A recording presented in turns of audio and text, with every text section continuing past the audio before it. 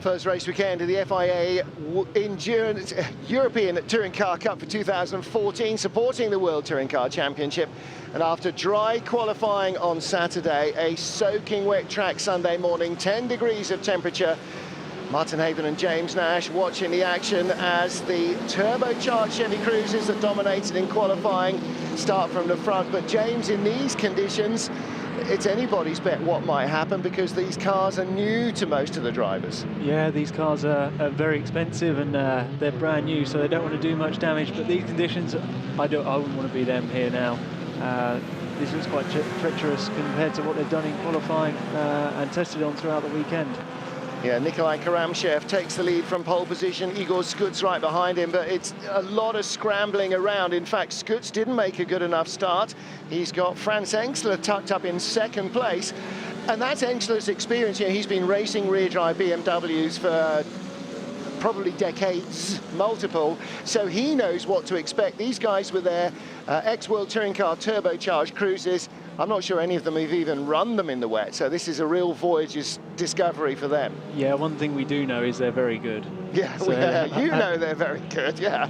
They're fantastic cars, but I don't think you can take away experience, and that's one thing Frank's got. Yeah, Franz Engstler right in the mix. He is lying in second place. And, no, in fact, he's just been demoted down to third. There he is, car number 2. No, that's Matto Hommler. So where is Engstler? Right behind Hommler is the first of the Alphas. That's Norbert Kiss. Somebody did point out this morning, actually, that when you buy an Alpha from N Technology, nobody seems to have ever bothered to change the colour of it. Well, if you want an Alpha, it's like a Ferrari. You want it red, don't you? Yeah, it looks good, doesn't it? Exactly. Why change it? Exactly. I was speaking to Hommler before, and I think he's taken Stefano's old World Touring car. Yeah, Stefano D'Aste's car. In fact, Franz Engstler is running Tom Coronel's old BMW in the World Touring Car Championship. So it is Nikolai Karamchev that leads at the end of the lap. Oh dear. Just I take Andreas Pfister in the rear, left rear. Yes, left rear wheel arch. Trying to figure out what word that was. Left rear wheel arch of Mikhail Karamchev. Karamchev is going to be waiting for a tow, and so too is Pfister. And Pfister, I think, was the top SMT car. He certainly was out qualified only by Dmitry Bragin, but I think he got by him at the start of the race. So Igor Skut's leading now from Nikolai Karamchev. Is there going to be a safety car? That looked like quite a lot of damage. That looked like a lot of sweeping up. I know they're very good at sweeping up here, but that did look like quite a lot. Yeah, I tend to agree with you, actually. I think that might require the intervention of a safety car. We're not seeing yellows yet, so... and there's... No, oh, goodness me. We know that blue stuff's grippy. It's going to find some grip there. Yeah, unlike paint everywhere else, the curbs are paint like everywhere else, but the blue and the red paint is, in fact, not just paint. It's very abrasive. It's like sandpaper or really very rough tarmac, so it actually slows the car down. That's why there are no gravel traps here. They've gone for a much less car-damaging way of stopping you up. So it looks like Grachev is out. Christian Fischer doesn't seem to have left the pit lane. I'm not quite sure why that was. Qualified halfway down the grid in 16th. So we have still 2 damaged cars. Andreas Pfister's again, look, left front wheel is crackered, so that's not going to move easily either, is it? That's a normal thing for a Seat. Happens all the time, doesn't it? Now, what happened to Franz Engstler at the beginning? Because we were expecting him to be... He wasn't on the grid, was he? He was supposed to be starting third, and he was not there. So the car we thought was Engstler was, in fact, Matto Hommler. It was actually a touch between 2 cars off the line just there. Well, there was probably a lot of touches down in the pack there as well. That was quite an aggressive start. Yeah. Andreas Pfister was going around the outside. I think he might well have been into the lead in the SMT class. 4 different classes here this year. We've got the Super 1600s, we've got the SMTs, which are essentially the Seat Leon Euro Cup cars. Aytac Bitter in his BMW, used to race that in the World Touring Car Championship. And that's how it all started. He got turned around by Aku Pellinen, the Finn. And then Andreas Pfister had 2 or 3 cars on his right, and James, he had nowhere to go there at all. No, that was a bit unfortunate. I did see Matajowski as well. Did I see him in there? I think so. He was close to collecting it all. Ah, and this is where Igor Skuts nearly threw it away. Karamshev couldn't quite get up to it. Well, Grachev is back in from his car. Not entirely sure that BMW is going to be taking part in race 2 either. It's one of the slight problems of having both races on the same day, is that any damage tends to be a bit on the terminal side. Peter Fulin came up through the order quite nicely. He dropped down from 7th on the grid at the start, but has got himself pretty much back to where he was. Oh, I don't know, maybe. See that wheel liner, I thought, the wheel arch liner there over the wheel, I thought that was actually the wheel sticking out at a very odd angle, but it looks like it might be okay. As long as they've got the parts to go and do it. These guys are normally very quick at doing it, so I think they might be all right, but... Christian Fischer trying to leave the pit lane, and obviously whatever ailed him at the start stops him going to the grids, seems to be stopping him going out of the pit lane still. One thing these guys have got to do in this wet weather is keep the tyre temperature up, because as soon as you lose any temperature, they are awful to drive. Yeah, that's going to be increasingly a problem for the World Touring Car Championships as well, with taller, wider tyres. If they get cold, wet safety car periods, it's even harder, especially the rear tyres on the front-wheel drive cars. They're the ones that you've got to keep alive to stop it just spinning on you. Yeah, and generally when you are weaving, you're generating more front grip and heat, and the same with braking and accelerating. It's all through the front end, so you get the bigger imbalance from front to rear, which is really, really bad then. So do drivers wind all the brake balance to the rear behind the safety car to try and do something to get the rear brakes to warm up, or is that just asking for a spin? I think that's you do generally have more rear bias anyway in the wet, so they would have messed around with it, but I think during the race it's a bit too dangerous. Yeah. Sometimes you do have quick levers to adjust the bias. Yeah. In other championships I've had that, and that's one of the most useful tools there is, but I don't think they'll be doing it now. All sorts of trouble going on here at Engsler Motorsport. They can't get the car up high enough on its jacks to get the jack supports in, which means they can't work under the car.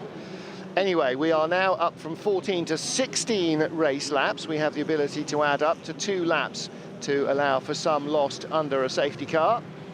And now that all the dragging away has been sorted out, I think they should be ready to go again. Matto Hommler in 3rd, Norbert Kiss in 4th place, Peter Fulin in 5th, and Darko Pellenin from 12th on the grid up to 6th place in his SMT Seat Leon Copa. And it's that one there with the blue bonnet, the one that did the turning around earlier on. So you wonder whether he might go and have, I was going to say, I suggest he might have to go and talk to the stewards, but you wonder whether he might have to go and talk to the stewards. He's got the poleman in that class, Dmitry Bragin, behind him in 7th. And 30 cars, well, nominally 30 cars on the grid. Engsler didn't start. Christian Fischer was in the pit lane and didn't start either, so we were down to 28, but it's still a very healthy championship. Yeah, it's huge, and it's got bigger from previous years, and there's more cars available now to go into this championship. So I think it's a growing championship, and it's got some lovely tracks and lovely venues. And of course, what it's also done is given people a good view of what the World Touring Car paddock looks like, and how it's maybe not quite that different from what they're already doing. And it's that sort of junior category to try and encourage them to come through. And of course, we've had that this year with Dusan Borkovic coming into the World Touring Car Championship. He raced in European touring cars last year and thought, okay, maybe it's not such a big step. The perfect stepping stone. Well, when he was 5th on the grid for the start of his first World Touring Car race in Marrakesh, and the car he'd barely done any laps in, he thought it was quite a big jump, actually. Lights off on the safety car. Right, these Chevys now have to turn to anti-lag system on, make sure everything's running again. Hopefully none of them are forgotten, because they will have a reduced lack of power. Yeah, they'll bog down horribly away from the start compared to somebody who's got it all sorted out. So there is more and more to think about, even in touring cars, especially now when you introduce the turbochargers and all the electronic systems to go with it, which you don't have with fuel injection. Then you have the ability to mess things up more. That's the way I like to see it. Anyway, Bruno Carrera pulls in with a safety car, and Igor Skuts will lead us to the line. He's slowing right down. He's not going to jump the green. There we go. And Nikolai Karamshev right behind him. Now right alongside him. That was a good restart for Karim Chef. He had the momentum and just drove straight up the inside, and Pellinan flapping around a bit of bodywork at the front when Dimitri Bragin went by him, so a change for the lead in that class as well. If we held that shot long enough, we'll see who's leading the Super 1600 class, but we haven't yet. Uli Kraft was the lady on pole position. It was a bit of a strange restart, that. Yeah. It looked like we slowed down coming towards the green light. Yes, I wonder if they were told that there was a set speed that they had to follow. There used to be a thing where you were asked to follow 80 kilometers an hour behind the safety car until the lights changed. But then Karamshev didn't really get off the chicane well at all there, did he? Igor Skuts went right around the outside. Now Karamshev on the inside at senior. And then this corner, James, this is a corner, I mean, in the wet where there's almost no grip at all. If you're on line, as Karamshev is on the inside, surely he's really at a big disadvantage there. Yeah, well, he's making something work at the minute, but it's a massively long corner, and one thing these camera angles aren't giving you is what this track is really like. It's a lovely place to go to, and these corners are really, really difficult to drive. They don't look it, but they certainly are. That's a real hang-on forever corner, Bose. Skuts with Karamshev up the inside. Well, actually, considering they spent 2/3 of this lap with an overlap between them, there's been no big sideways moments. They're doing a great job. Oh! Karamshev found the racing line there, didn't he? And the tail just stepped out. And straight through into second place has gone Norbert Kiss. Now, Kiss doesn't have a turbocharger in his Super 2000 Alfa Romeo, but what he does have, James, is experience of how to set it up for the wet, what to expect from it in the wet, and how to drive it in the wet. The two Chevys are going to pull away in a straight line. What he's got is knowledge of how the corners are going to work. No, this is very important in these conditions. You can make up a lot of time. See the two Chevy drivers all over the road. He's alongside. We're watching them. He goes straight through. Thank you, boys. This is getting good. It's classic. Lots of curve as well. Maybe four wheels off the track at some points. Yeah. Well, now this is, for those of you of a slightly older disposition, this is like the turbo Formula One cars, the Renault, the Alfa, the Ferraris, versus the Cosworth engine cars that were light and nimble, but the power of the turbo would just send the turbo cars back in front down the straight. It's Alfa's door. He has lost his door. Yes. Oh. Now, what on earth happened there to Mato Homola? Because did he get onto something loose on the exit of the circuit? Because the door fell off the Alfa on the driver's left, and yet Homola spun on the right. Homola seemed to be on the right-hand side. He was. As if there was almost like he had a tyre blowout or something. It didn't look like... No, I don't know what happened there. But Norbert Kiss, if it wasn't wet and miserable enough already, not only is the door fallen off, it's the flipping driver's door as well. He's going to be soaked to the skin, and teeth will be chattering. He's going to have to come in. That's not safe to be like that, I don't think. Now, Homola is out of the car, but that is a real debris field. What's happened there? It's a lot of damage. It really is. Well, it is safe. I mean, he's still got this massive side impact structure, the roll cage and everything else. It's going to be cold, wet and miserable. It's artificial, but there is that slot that another car can get into, or debris can get into. Well, the safety car is coming out, not for Norbert Kiss and his chilly fingers, but for what remains of Mato Homola's car. Well, this is where the lead changed, yeah. Outbraked himself. They both did, didn't they? And the Alfa straight up the inside. Now, was there contact with the Alfa? No, he squeezed. I mean, he got through without even the hint of a scratch of red paint. It looked like the hinges at the front had just, maybe the door hadn't been dropped properly onto the hinge pins. But then, yeah, and then maybe some curb. Oh, there was some rubbing there. Yeah, a bit of rubbing there. Yeah, good spot. That looks like that was the place that it happened, because then suddenly he's got a suicide door, like an old Fiat 500, and Homola. Did he just weave to get out the way? I don't know, just has an accident on his own into the other side of the Alfa. Well, our second safety car of the morning here in Paul Ricard, the circuit at Le Castellet. Bruno Correa again heading for the pit lane, so 9 laps will be completed here. When we get going, there will be 7 more to go. Let's see if they get their break point right this time. They had practice round last time. Well, they accelerated away a little bit better, didn't they? Peter Foulin in the BMW didn't, and that red car in the middle with the green bonnet, Peter Rickley, his Honda, made a very good start. But look, the SMT, the single-make trophy, basically Seat Leon Eurocup cars. Oh! I was going to say went all the way around the outside of him, but Rickley hit one of them as it went by. That's, again, that's going to be a visit to the stewards, I think.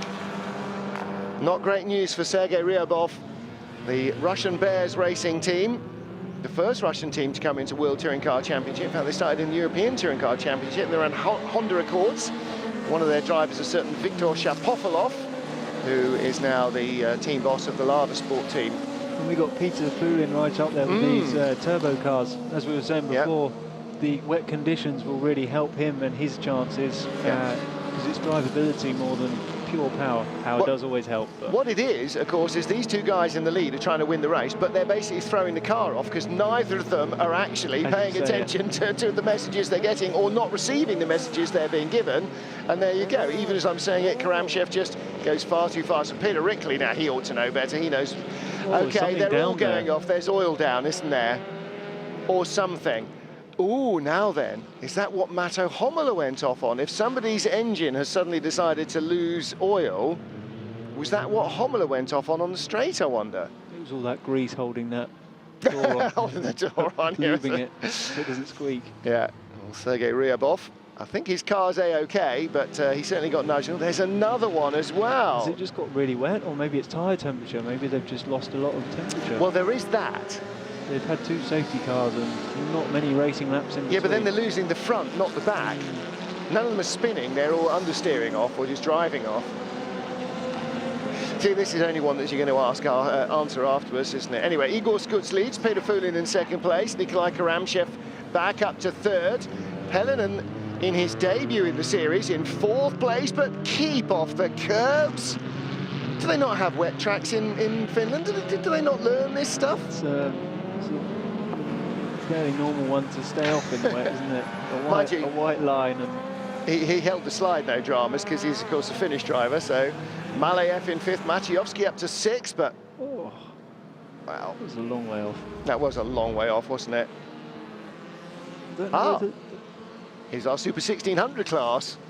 See, even a Super 1600 not averse to trying to chuck you up the road, is it, as well? They do seem to be struggling a lot more. There's a lot more movement on the cars. That was Xenia Nix, one of the three ladies racing in the championship in her Super 1600 Fiesta.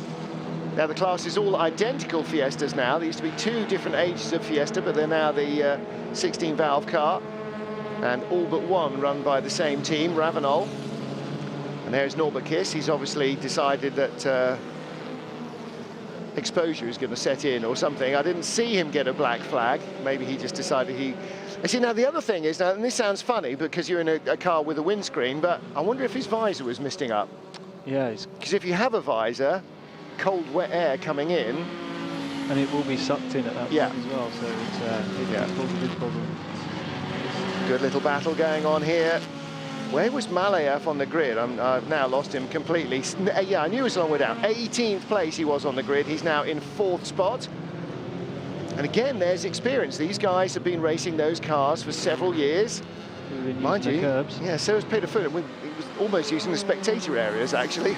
I think you're being over-generous there, Tim. Pramen Kralev facing the wrong way for a second time. Well. Yes, he has. And again. One thing these Chevrolets have got is the opportunity to play around with things like their pedal map and their boost control as well, so it gives them a lot more drivability. Off in the back goes the Finn again. This is entertaining, isn't it? I'm not sure it's as entertaining for the drivers. They are finding grip much harder. It is raining harder, I think, than it was at the beginning of the race. And as you said, once you're behind the safety car, and presumably at some stage the temperature is going to drop in the tyres such that you're really not going to get it back for several laps, and that seems to be what happened with the second safety car. Sometimes you just can never get it back, and you're stuck with what you've got, and unfortunately it diminishes all the time. Igor Skuts the leader, Nikolai Karamshev there in second, the BMW with the grey tail end. That is Peter Foulin. And still Aku Pellonen in fourth place in the Seat with the blue bonnet. Then this battle for fifth. 57, the dark blue car, that's Mikhail Malayev from 18th on the grid, the second of the Alphas. Now, he didn't qualify at all well either. Samuel Sladeka of Slovakia from 24th. So those two guys, 18th and 24th on the grid, they're battling for 5th. That's how poor the conditions are. He's tried to go up the inside. Has he made that work? He has. Well, he has. Can he get it back? Well, the problem is the road, as you know, goes left, right here. So for 10 seconds it's going your way, and then the next 10 seconds it goes the other guy's way. But I think he's put that to bed for the moment anyway, except, no, he's crossed the racing line. Oh, no. Oh, and so has Malayev. Well, I suppose he sort of did his job, the abrasive surface there, but he did go quite a long way. He did keep going, didn't it? I think this might be some record. I think Skuts has been in the lead now for at least 2 laps. Karamchev in second, Fulin holding on to third. Pellinan likes the outside line. This time he keeps it on the grey and just stays on track.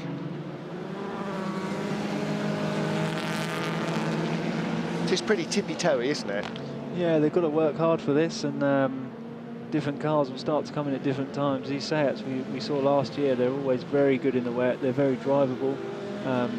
So I'm surprised actually we haven't seen more coming through. But they've got quite good aero package as well. 300 horsepower from their turbocharged engine, so not far off what the World Touring Car Seats have, but they've got good under tray, good tunnels, and that gives them perhaps an opportunity to race well here.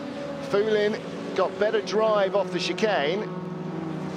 Pellinan, well, yeah, having talked about the underside of the car generating downforce, you can see it flapping merrily away under his car, so it's probably doing nothing but generating noise in his case. For a first time out, though, he didn't do badly. Qualified in 12th place, third of the cars in the class, but he's challenging for the podium here. did he do a misdemeanor at the beginning? Oh, he's been off everywhere, hasn't he? He's chucked it off the front corner several times. We'll have to see what happens afterwards. Oh yeah, who did he turn around? Yes, he was responsible for the first red flag, wasn't he? Yes, so yeah, you might be right. Now then, Skuts is under pressure from Karamchev again. Right behind him. Massively, hasn't it? It really has. You sense perhaps that Skuts has gone off somewhere again while we were watching other more entertaining things. It seemed to be he was on his own. Now he isn't. Lap 14 of 16, and the battle for the lead is on again into the break. It's because I said he'd led 2 laps in a row that he's chucked it off somewhere, and he loses the lead to Karamchev at least for a corner. He's on the inside. Yeah, Karamchev is not going to shut the door on him there, is he? It's all about getting the traction in these cars, so they've got to play the long game and really line them up and set him up. Yeah. Of course, for both these guys, it is a first time out with this turbocharged Chevy, and you know, the one thing that happens with the turbocharged engine, as soon as you start getting wheel spin, it just frees the turbo to produce lots more power, and of course that means lots more wheel spin. So they don't know the mapping intimately. They're probably far too busy to be looking at the steering wheel and twiddling things and hoping that yellow 11 means something useful. Hey, you know the numbers. Well, yeah, I don't know what they mean, but I know the numbers. See, that's why you had Steve engineering me and not you and not me. So, yeah, I mean, now it's just whatever you've got, race it and try not to crash. I think they're probably looking in their mirrors a bit too much at what one another are doing, and that's why they're making a few mistakes. And the other thing is, I'm sure the balance of the naturally aspirated cars, or the Seats they raced, both of them last year, compared to the Chevys this year, it's a much longer car, much more stable initially. But does that mean then that when the polar moment comes to them, it comes to them in a way that they're not anticipating, and suddenly it's much less tail happy initially, but then when the tail goes, there's a lot to get back. So I don't know. It's the joy of the new, isn't it? Oh, they've gone wide again and using the curve. It's too slippery there. Let's close the pack up again. Yeah. And you know, in racing in the rain, it's about avoiding the racing line as much as you can. So they're obviously finding it, and then that's when they go skating off. Karamchev on the inside, Skuts is on the racing line. Peter Fulin went straight across the curve there, didn't he? He's been quite brave with the painted areas, I thought, compared to the others. He's obviously quite happy. This is showing his confidence in his machinery and what he was in last year as well. So. And again, he is right up with them. Now, he's not got one of the 1.6 turbo BMWs. He's got the old, normally aspirated Super 2000 car. And of course, that doesn't have lots of low-end torque. So in the rain, perhaps the fact that, you know, he's got top-end power is less of a disadvantage than these guys who are just, it's looking to spin the wheels straight away in the rain. And these rear-wheel drive cars as well, it's, that could be giving him a benefit in certain areas, although generally sometimes it's quite a bit harder to get the best out of a rear-wheel drive car. He certainly seems to be doing a top job. The thing with the Chevys and the Seat behind him is that when the tail slides, you can keep your foot buried and steer. With the BMW, you've got to moderate the throttle. You've got to use less power to stop the slide, whereas with actually a front-wheel drive car, perversely, it's the opposite way around. But he gets eased off by Scutz. And now you see, you can say, "Oh, that's a bit naughty," but how much visibility do you think he's got from it? You know how badly a normal road car can mist up if the blowers aren't on full in weather like this. Are they going to be able to see anything out of the side windows by this stage of sweating and sitting behind a safety car? Yeah, I think he'll have a feeling that he's there. That's probably the most you get. And he might have been a bit cheeky and just carried on pushing. Ignored him. I'd have done the same. Ignored him, exactly. But you can see, certainly the rear windows are totally fogged up. You can see when you look side on, even the side windows, they've got that sort of misted edge around them. So there's not a lot of visibility. And yeah, he's probably got his hands full. That'll be his excuse. That's his excuse for the stewards. He didn't actually hit Foulin, so no damage done. Foulin's still on the podium in third in that BMW. Helenen is going to be a thorn in his side all the way to the checkered flag. As for Karamashev and Scutz, I'm still not sure who's going to win this, and we're already on the quickest, has he? But he's just kept it there. He keeps getting caught. It's like me playing tennis. He's just hit it into the net less. And that's how the game is decided. They're all coming up behind the Super 1600 cars. Who's going to be the first they catch? 39. That's Ksenia Nix. You know, Super 1600, normally aspirated 1600 Fiesta versus 2-litre turbo Chevy. I mean, that's a big speed differential. They're going to be all over. This is the last thing you want on this last lap. The very last thing. They'll be flashing their lights and doing everything they can to try and warn these guys. And of course, she's not just bimbling, she's going as hard as she can in that car. It just isn't that fast. So Foulin has to go around the long way. He's going to lose third place. No, road comes back to him. So he sort of caught her in the right place just, but he had a big tank slapper going there as well. It's really not ideal for them, but guys... He's not far away from second. Karamashev looks like he should win this. Down to the final two corners. But again, James, you know these cars, this is no guarantee. It's tough, especially in this weather. Oh, I think it's going to be a Chevy 1-2. Nikolai Karamashev, who started from pole position, is going to win. Igor Scutz throws it off at the final corner. Peter Foulin has gone through in the BMW. Karamashev avoids tripping over the back marker, which would have just been the final ignominy. It is Karamashev that wins it. Foulin in second, Scutz in third, and Helenen in fourth place on his debut. Well, goodness, that was not a standard race.